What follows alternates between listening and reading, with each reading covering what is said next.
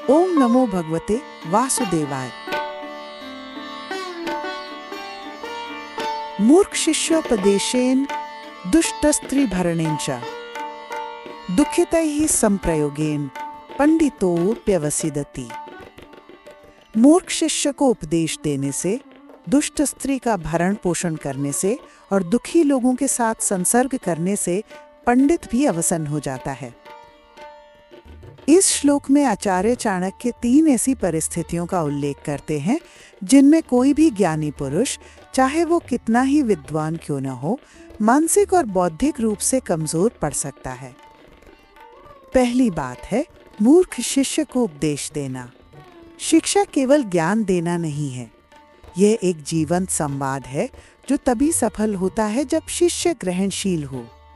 यदि शिष्य अज्ञानी होने के साथ साथ अहंकारी या जड़ बुद्धि है तो गुरु का प्रयास व्यर्थ जाता है। इससे गुरु को मानसिक तनाव और निराशा का अनुभव होता है और वो थकावट महसूस करता है। दूसरी बात है दुष्ट स्त्री का भरण पोषण।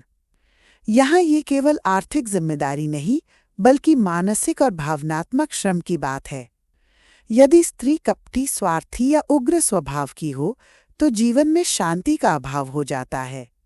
वो व्यक्ति निरंतर संघर्ष, विवाद और असंतुलन का अनुभव करता है, जिससे उसका मानसिक संतुलन बिगड़ सकता है।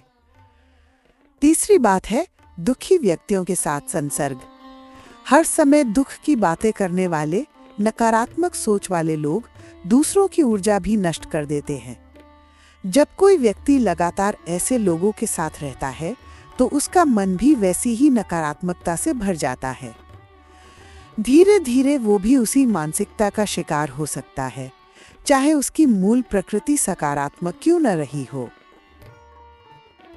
चाणक्य यहाँ ये स्पष्ट संकेत देते हैं कि इन 3 प्रकार के संबंधों से बचना आवश्यक है, नहीं तो व्यक्ति का पतन सुनिश्चित है। ये श्लोक केवल नीति नहीं बल्कि एक गहरा जीवन संदेश है जो ये सिखाता है कि किन संबंधों से दूरी बनाए रखना ही समझदारी है।